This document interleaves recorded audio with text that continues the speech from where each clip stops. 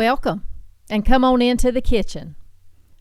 Today, I am making chicken fried steak because, well, it's just good. I'm going to smother it in some country-style gravy and serve it with creamed potatoes and English peas, pure comfort food. So let's get started. I'm going to start out by tenderizing this steak. Now, this pack was well tenderized, but I like to flatten it out really thin. It makes it cook faster, and you won't need a knife to cut it on your plate. I also like to cover it with saran wrap before I start this process. That way it doesn't splatter little bits of meat all over my kitchen. That is quite the chore to clean up. Once I have it at the thickness we like, I cut it into serving size pieces. The next thing I do is lay it out flat where I can season it. Now, we like salt, pepper, and garlic powder. So that's what I'm using today. This is just a blend of salt, pepper, and garlic. Be sure to turn it over and season both sides.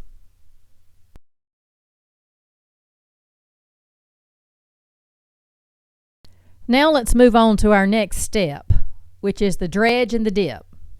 I first mix my dredge, which is just self-rising flour, my salt, pepper, garlic seasoning blend, a little onion powder, and a touch of Creole seasoning.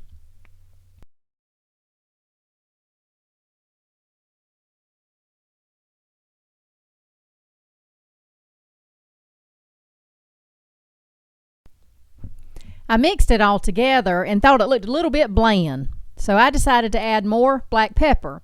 In my opinion, you cannot get too much black pepper in this dish. Now I'm ready to make my dip mixture. I start out by adding 1 egg and a splash of buttermilk to my pie plate. Then I whisk that together well. Then I scoop up some of my dry mixture and add it into my egg mixture. Just keep stirring and adding more buttermilk if needed to get the wet mixture to your desired consistency. I prefer mine fairly thin. The clumpier that it is, the more breading that will be on your steak.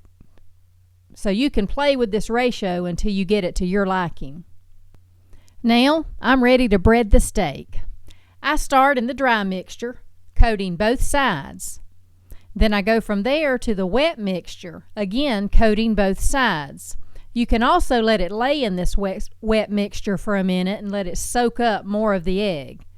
Then the last step, I go back into the dry dredge one more time. Now, shake off any excess and lay it to the side until you're ready to fry. Now, while I'm waiting on my grease to get hot, I start picking up and cleaning up. I wipe down my countertops. That's just one less thing to do after we have our meal tonight.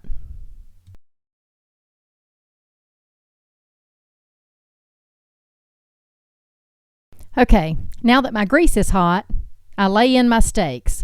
Some call this chicken fried steak, some call it country fried steak, but either way, it is good. Go ahead, fry it up on both sides. It really doesn't take much oil because it is so thin. Fry it up until it's golden brown and crispy. It won't take long. When your steak is done, place them on a cooling rack, and then when you're all done frying, you can place the cooling rack in a 200-degree oven until you're ready to serve your steaks. Now, let's get this country gravy started. I heat a skillet on the stove, and I add my butter. Once that butter has melted, then I add my flour, and I've used self-rising and all-purpose. They both work well. Then I add plenty of salt, pepper, and garlic powder. You do not want your gravy to be bland. I stir that around until the flour has incorporated into the butter, and I cook it until it is a very light shade of brown. I want to cook the raw flour, but I'm not making brown gravy here. Once I've achieved the correct color, then I add my chicken stock.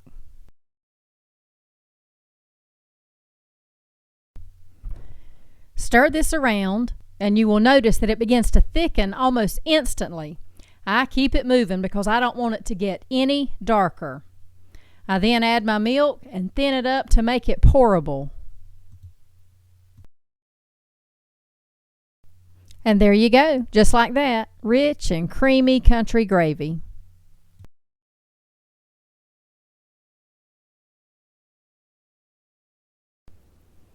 Now, just pour it over your steak and don't forget to add plenty of black pepper. I hope y'all enjoyed watching this video and in turn make this dish for your family. If you do, leave me a comment and let me know how your family liked it. If you enjoy simple Southern cooking, be sure to like and subscribe and then check out my other videos. Talk to y'all later.